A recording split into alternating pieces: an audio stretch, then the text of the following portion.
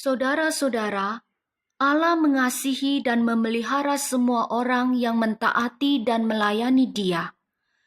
Dengarkanlah kisah-kisah nyata berikut ini sambil melihat gambar-gambar yang terdapat dalam buku berwarna kuning. Bukalah halaman berikutnya pada waktu saudara mendengar musik.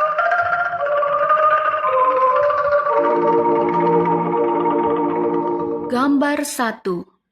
Sebuah keluarga pergi menyelamatkan diri dari kelaparan. Allah menciptakan semua orang, tetapi mereka melawan Dia. Kemudian Allah memilih bangsa Israel supaya manusia mengenal dan menyembah Dia. Tetapi kadang-kadang bangsa Israel juga berontak melawan Allah.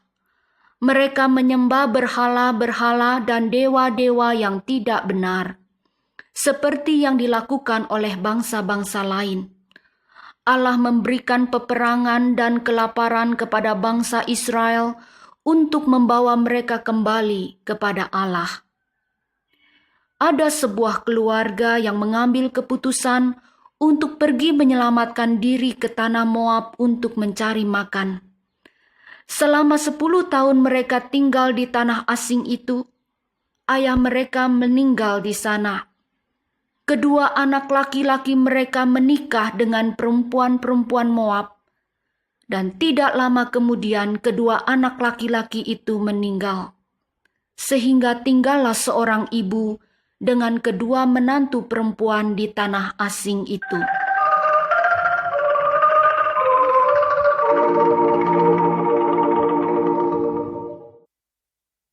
Gambar 2. Naomi dan Rut kembali ke Israel.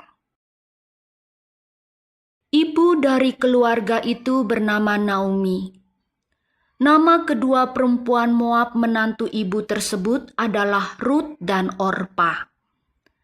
Naomi mengambil keputusan untuk kembali ke tanah Israel. Rut dan Orpa ikut dalam perjalanan kembali bersama-sama dengan dia. Kemudian Naomi berkata kepada mereka, "Kembalilah, pulanglah anak-anakku. Mengapa engkau ingin ikut bersama-sama dengan aku? Aku tidak akan mempunyai anak laki-laki lagi yang dapat dijadikan suamimu. Allah telah memusuhi aku." Lalu Orpa mencium Naomi dan pulang kembali ke rumah orang tuanya. Tetapi Rut tetap tidak mau berpisah dengan Naomi dan berkata, "Jangan desak aku meninggalkan engkau. Kemanapun engkau pergi, kesanalah aku akan pergi. Bangsamu akan menjadi bangsaku, dan Allahmu adalah Allahku." Jadi Rut pergi bersama-sama Naomi ke Betlehem di tanah Israel.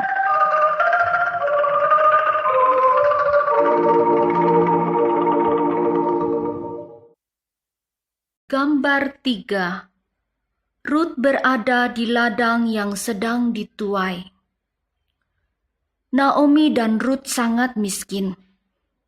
Rut berkata kepada Naomi, "Biarkanlah aku pergi ke ladang memungut bulir-bulir jelai yang tertinggal."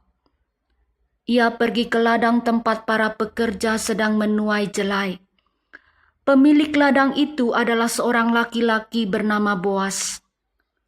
Boas menanyakan kepada para pekerjanya tentang perempuan asing yang berada di ladangnya. Mereka berkata, "Dia adalah seorang perempuan Moab yang datang bersama-sama dengan Naomi." Boas mendengar bahwa ia berlaku sangat baik terhadap ibu mertuanya. Ia memperhatikan bahwa Rut mau bekerja keras. Karena itu Boas berkata kepada Rut, "Tetaplah dekat dengan pekerja-pekerjaku sampai mereka selesai menuai seluruh hasil ladangku." Boas memerintahkan kepada pekerja-pekerjanya agar tidak mengganggu Rut, bahkan agar mereka sengaja meninggalkan butir-butir jelai supaya Rut dapat mengumpulkannya. Pada malam harinya, Rut menceritakan kepada Naomi tentang kebaikan Boas. Naomi berkata, kiranya Allah memberkati dia. Dia adalah kerabat dekat kita.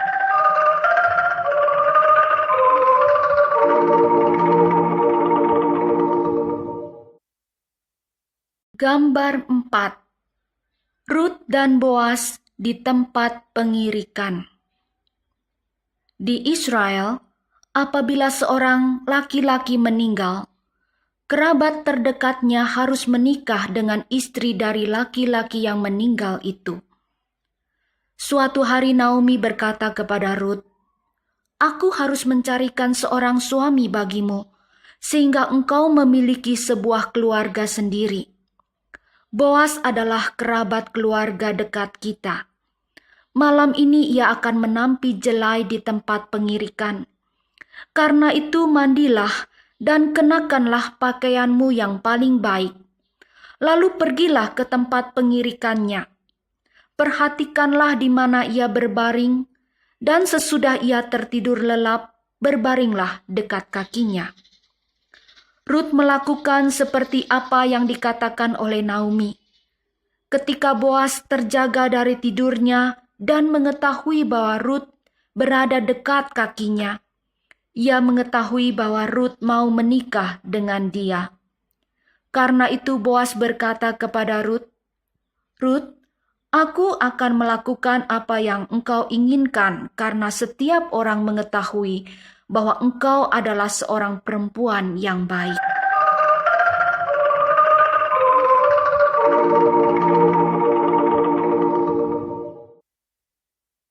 Gambar 5.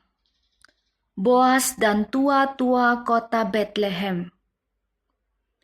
Boas memanggil 10 orang tua-tua untuk berkumpul pada pintu gerbang kota Betlehem. Ada anggota kerabat keluarga yang lain yang berhak pertama-tama menikahi Rut. Tetapi semua setuju bahwa Boas yang harus menikah dengan Rut. Dan untuk mengesahkan persetujuan, kerabat itu memberikan salah satu kasutnya kepada Boas. Ini adalah kebiasaan di Israel. Maka Boas mengambil Rut sebagai istrinya. Mereka dianugerahi seorang anak laki-laki, dan mereka menamakan dia Obed. Kemudian perempuan-perempuan berkata kepada Naomi, "Terpujilah Allah, Dia telah memberikan seorang cucu yang akan memelihara engkau. Menantumu mengasihi engkau. Bagimu ia lebih berharga daripada 7 anak laki-laki." Saudara-saudara, Rut sangat bersukacita karena ia melayani Allah dan umatnya. Dan Obed menjadi kakek Daud, Raja Israel yang agung.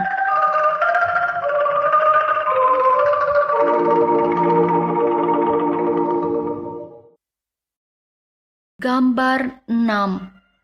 Maria dan Malaikat Allah. Beberapa generasi kemudian setelah Rut, Allah memilih seorang perempuan lain untuk melayani dia. Namanya adalah Maria. Ia berasal dari keluarga Rut. Maria adalah seorang dara. Ia mengikat janji setia kepada seorang laki-laki bernama Yusuf. Tetapi sebelum mereka menikah, seorang malaikat Allah datang kepada Maria. Malaikat itu berkata kepadanya, "Jangan takut, Maria. Engkau beroleh kasih karunia di hadapan Allah. Engkau akan melahirkan seorang anak laki-laki, dan hendaklah engkau menamai dia Yesus. Dia akan disebut anak Allah yang Maha Tinggi." Maria berkata kepada malaikat itu, "Aku ini hamba Tuhan. Jadilah padaku menurut perkataanmu itu." Lalu mengandunglah Maria karena Roh Kudus dari Allah dan melahirkan seorang anak laki-laki. Maka Maria menjadi ibu Yesus, anak Allah.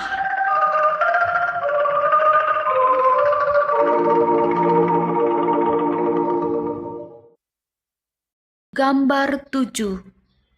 Hana berdoa kepada Allah. Suatu waktu, di tanah Israel ada seorang perempuan bernama Hana. Suaminya mengasihi dia, tetapi Hana tidak merasa bahagia karena ia tidak dapat melahirkan anak bagi suaminya. Setiap tahun mereka pergi ke rumah Allah di Silo.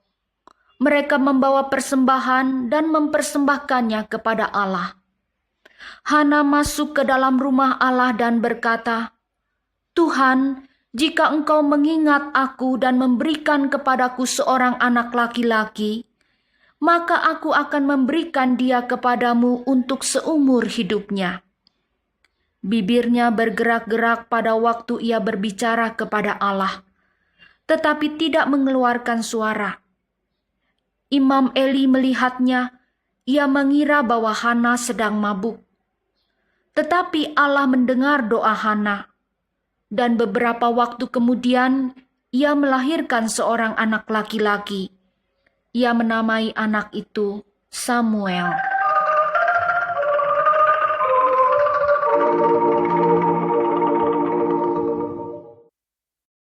Gambar 8. Samuel kecil tinggal di rumah Allah. Pada waktu Samuel masih kecil sekali, Hana menyerahkannya kepada Allah. Ia membawa Samuel ke Silo agar hidup bersama dengan Eli. Eli mengajar Samuel bagaimana melayani Allah. Eli mempunyai 2 orang anak laki-laki. Mereka adalah imam-imam, tetapi mereka adalah orang-orang yang jahat. Karena itu Allah tidak lagi berbicara kepada bangsa Israel melalui perantaraan Eli selaku imam. Suatu malam, Samuel berbaring dan tertidur di dalam rumah Allah. Tiba-tiba Allah memanggil namanya. Samuel segera berlari kepada Eli dan berkata, "Aku di sini, Bapa. Apakah Bapa memanggil aku?" Tetapi Eli berkata, "Aku tidak memanggil engkau. Pergilah dan tidurlah kembali." Hal ini terjadi sampai 3 kali. Akhirnya Eli menyadari bahwa tentulah Allah yang memanggil Samuel. Maka Eli memberitahu Samuel untuk menjawab kepada Allah dengan berkata, "Berbicaralah Tuhan, sebab hamba-Mu ini mendengar." Allah berbicara kepada Samuel beberapa kali, dan ia menjadi imam yang besar di Israel.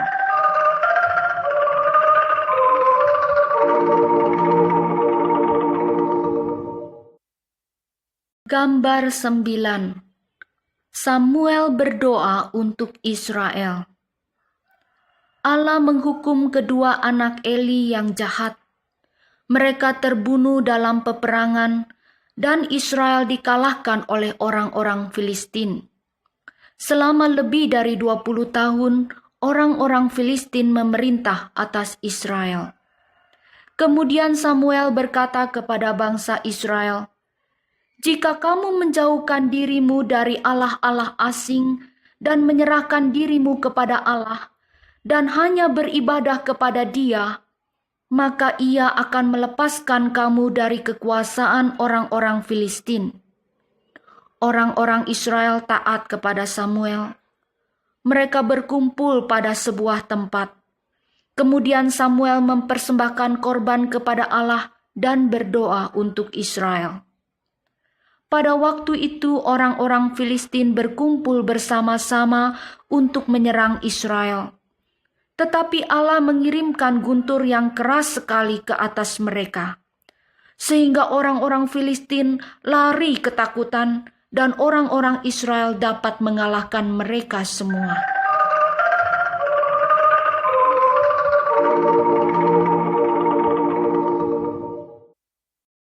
Gambar 10. Samuel mengurapi Saul dengan minyak.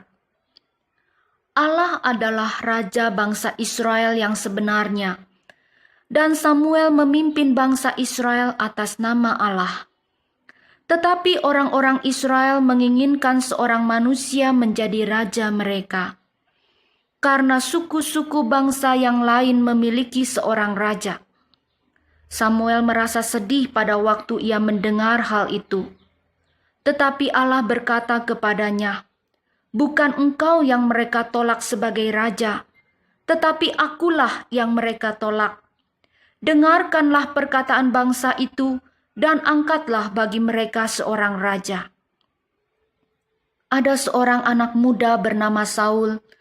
Ia berperawakan tinggi dan tampan rupanya.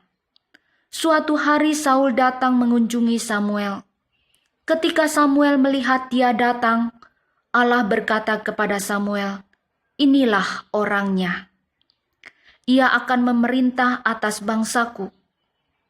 Maka Samuel mengambil buli-buli berisi minyak. Ia menuangkan minyak itu ke atas kepala Saul. Ini merupakan tanda bahwa Saul dipilih menjadi raja.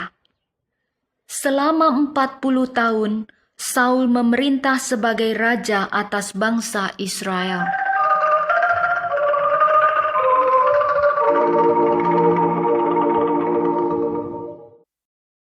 Gambar 11. Saul merobek jubah Samuel.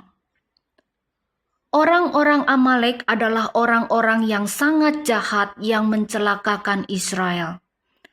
Karena itu Samuel berkata kepada Raja Saul, "Dengarkanlah pesan dari Allah. Bunuhlah orang-orang Amalek dan hancurkanlah segala sesuatu milik mereka." Allah menolong Saul dan tentaranya mengalahkan orang-orang Amalek. Tetapi mereka tidak mentaati Allah.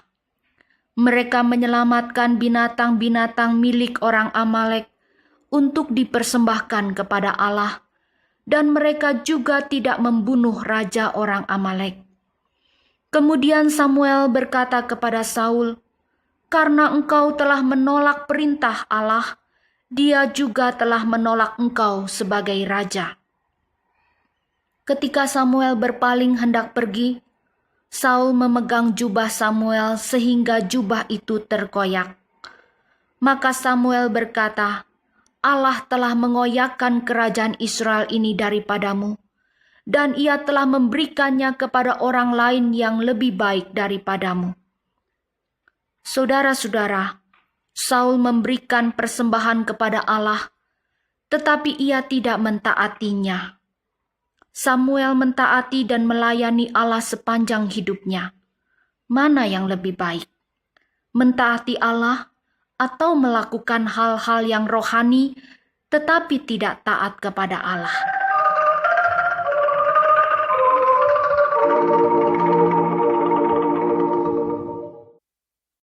Gambar 12. Yesus di dalam rumah Allah.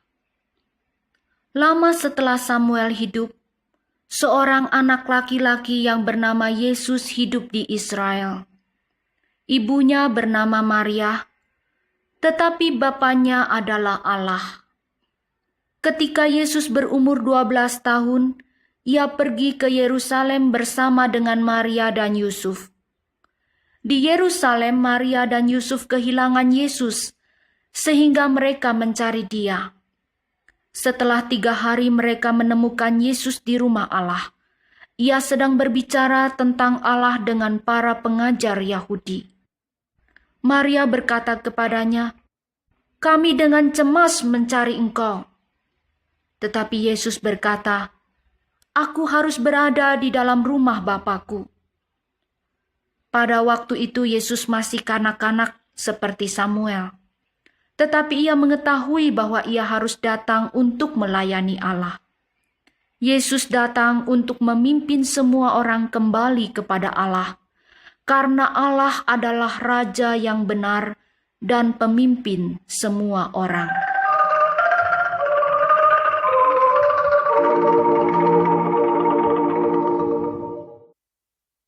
Beberapa orang besar yang pernah hidup adalah hamba-hamba Allah. Cerita-cerita yang berikut ini menceritakan rahasia kekuatan mereka. Lihatlah gambar selanjutnya pada waktu saudara mendengar musik. Gambar 13. Daud gembala yang gagah berani. Saul adalah raja Israel yang pertama, tetapi tidak mentaati Allah. Karena itu Allah meninggalkan Saul dan tidak lagi menolong dia. Ada seorang muda yang bernama Daud. Ia menggembalakan domba-domba milik ayahnya.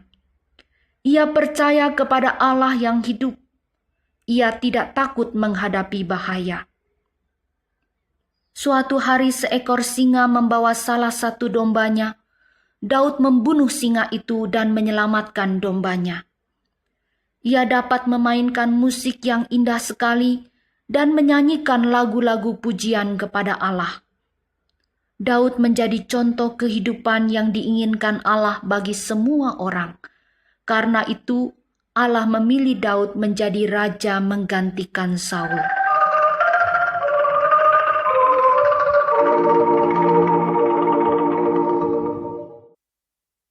Gambar 14. Daud dan seorang raksasa. Terjadi peperangan antara orang-orang Filistin dan Israel. Orang-orang Filistin memiliki seorang raksasa yang bernama Goliat. Ia berseru kepada orang-orang Israel dan berkata, "Pilihlah seseorang. Jika ia dapat membunuhku, maka kami akan menjadi hambamu. Tetapi jika aku dapat membunuh dia, maka kamu akan menjadi hamba kami." Orang-orang Israel takut terhadap Goliat. Tidak ada seorang pun yang berani melawan dia. Daud yang masih muda berkata, "Siapakah orang Filistin itu yang tidak tahu siapa Allah? Dia tidak boleh berlaku demikian terhadap barisan tentara Allah yang hidup." Daud tidak takut kepadanya. Allah sanggup menolong dia membunuh raksasa itu. Daud membawa umbannya. Ia melontarkan batu tepat mengenai kepalanya. Goliat jatuh terjerembab ke tanah, dan Daud berlari menghampirinya. Ia mengambil pedang milik Goliat sendiri dan memenggal kepalanya. Dengan demikian tentara Israel dapat mengalahkan orang-orang Filistin.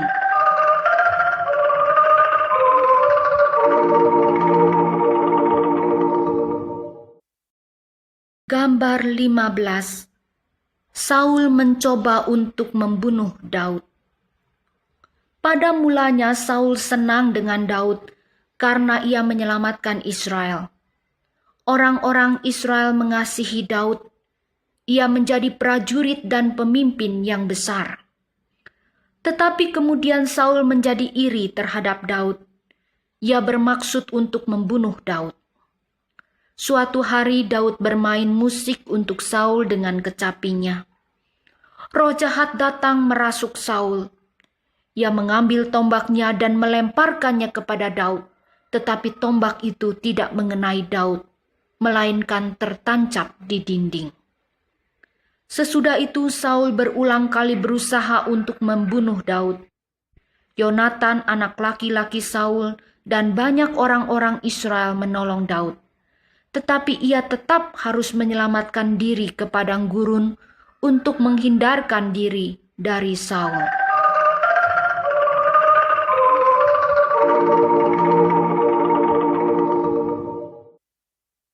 Gambar 16. Daud membiarkan Saul hidup. Saul dan tentaranya pergi untuk menangkap Daud di padang gurun. Suatu malam, ketika Saul dan tentaranya sedang tidur, Daud dan temannya yang bernama Abisai merangkak masuk ke dalam kemah Saul. Abisai ingin membunuh raja yang sedang tertidur itu. Tetapi Daud mencegahnya. Ia berkata, Allah akan menghukum orang yang membahayakan raja yang dipilihnya. Daud mengambil tombak dan kendi air dari sisi sebelah kepala Saul. Pada waktu mereka telah keluar dari kemah, berseru-serulah Daud dengan suara yang keras membangunkan orang-orang itu. Daud berkata, "Engkau tidak menjaga tuanmu. Lihatlah, bukankah ini adalah tombak raja?" Daud berkata kepada Saul, "Sama seperti aku telah membiarkan nyawamu berharga pada hari ini, hendaklah Allah juga memeliharakan nyawaku." Maka Saul berhenti berusaha untuk membunuh Daud.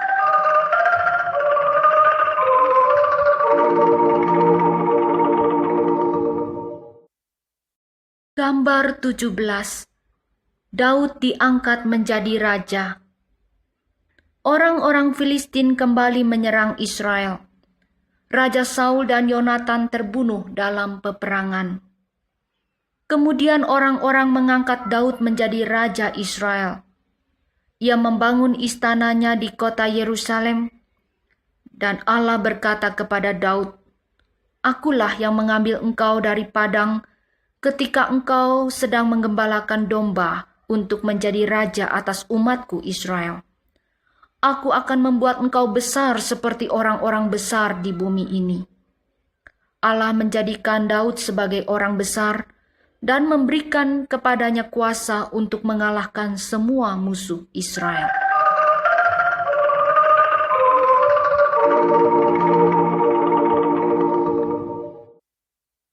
Gambar 18. Daud dan Batsheba.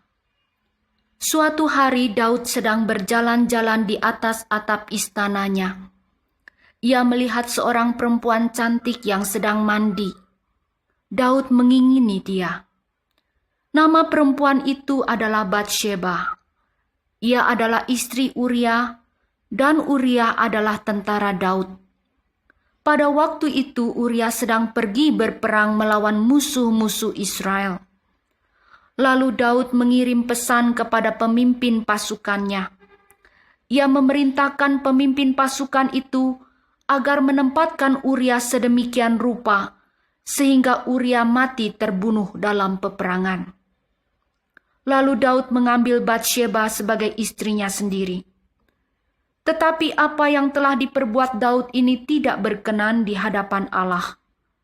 Anak sulung dari Daud dan Batsheba meninggal, dan Daud meminta agar Allah mengampuni dia atas segala kejahatan yang telah dilakukannya.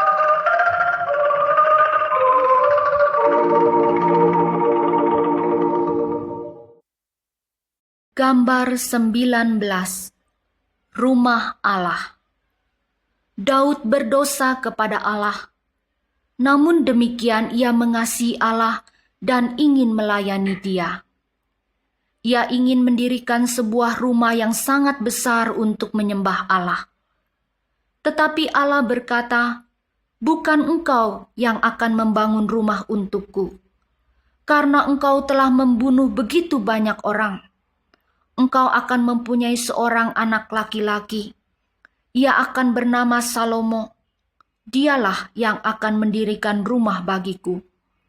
Aku akan mengokohkan tahta kerajaannya sampai selama-lamanya." Daud mempersiapkan banyak hal untuk keperluan pembangunan rumah Allah sebelum ia meninggal. Tetapi Salomolah yang mendirikannya. Rumah Allah itu sangat indah. Untuk mendirikannya diperlukan waktu 7 tahun.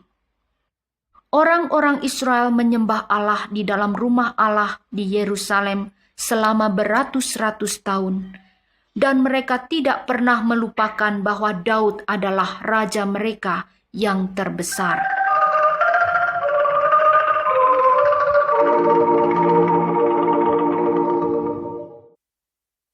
Gambar 20.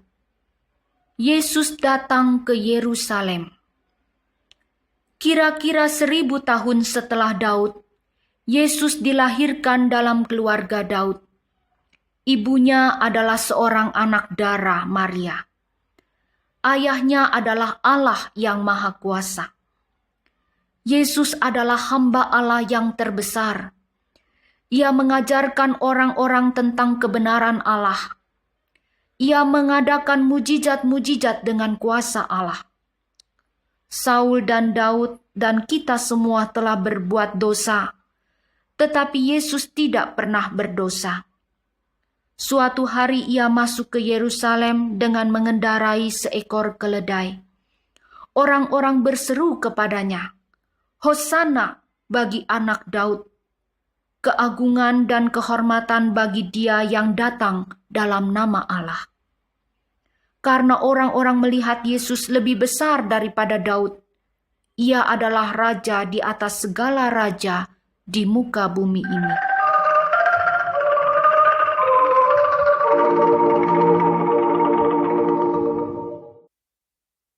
Gambar 21.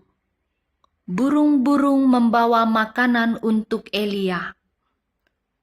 Setelah Daud dan Salomo, beberapa raja lain memerintah di Israel.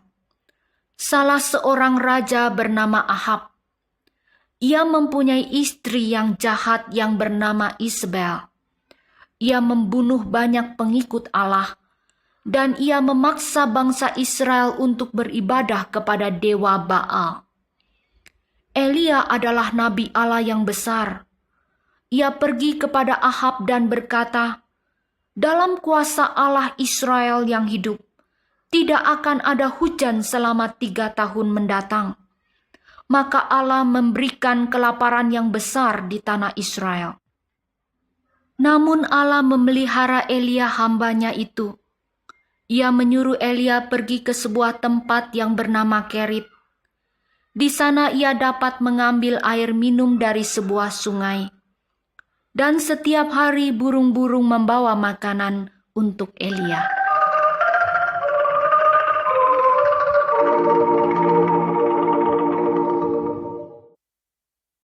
Gambar 22.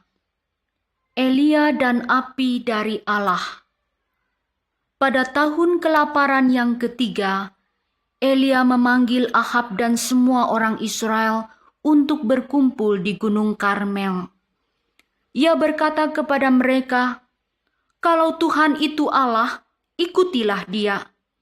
Tetapi jika Baal adalah Allah, silakan ikuti dia." Orang-orang membunuh seekor lembu jantan sebagai korban persembahan kepada Baal. Kemudian Elia berkata kepada para nabi Baal itu, "Panggillah Allahmu, dan aku akan memanggil nama Tuhan Allah." Maka Allah yang menjawab dengan api, Dialah Allah. Sepanjang hari nabi-nabi Baal itu memanggil Allah mereka.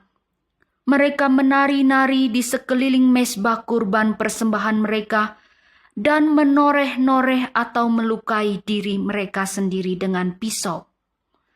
Tetapi tidak ada sesuatu pun yang terjadi.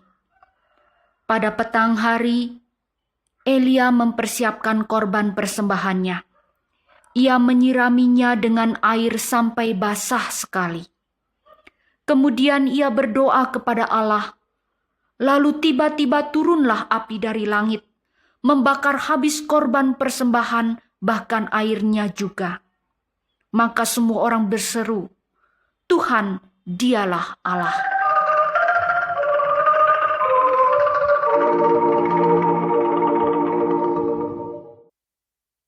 Gambar 23. Elia pergi ke surga. Elia membunuh nabi-nabi Baal itu karena mereka begitu jahat. Kemudian Isabel mengancam akan membunuh Elia. Elia menjadi takut. Karena itu ia pergi menyelamatkan diri ke padang gurun. Di sana Allah bertemu dengan Elia, sehingga Elia tidak takut lagi. Ia melanjutkan mengajar orang-orang agar hanya beribadah kepada Allah. Ia memilih Elisa untuk menolong dia. Suatu hari pada waktu mereka berjalan bersama-sama, tiba-tiba datanglah sebuah kereta berapi dan kuda-kuda berapi di antara mereka. Allah membawa Elia naik ke surga dalam angin badai, dan Elisa tidak melihat dia lagi.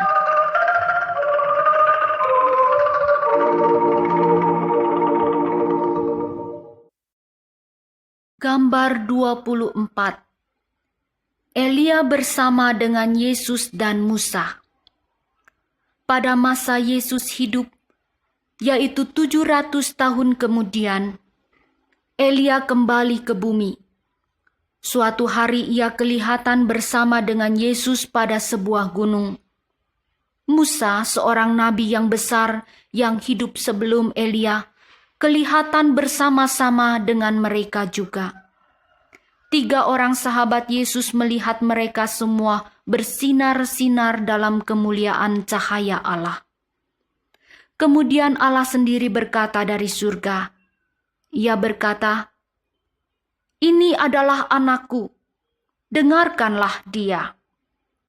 Saudara-saudara, Allah dan semua orang besar dari Israel mengarahkan kita kepada Yesus. Yesus datang untuk melayani semua orang. Ia mati sebagai korban untuk menebus dosa-dosa kita, dan ia bangkit dari kematian untuk memberikan kepada roh kita hidup yang kekal. Karena itu, dengarkanlah kepadanya dan temukanlah juga kehidupan yang kekal.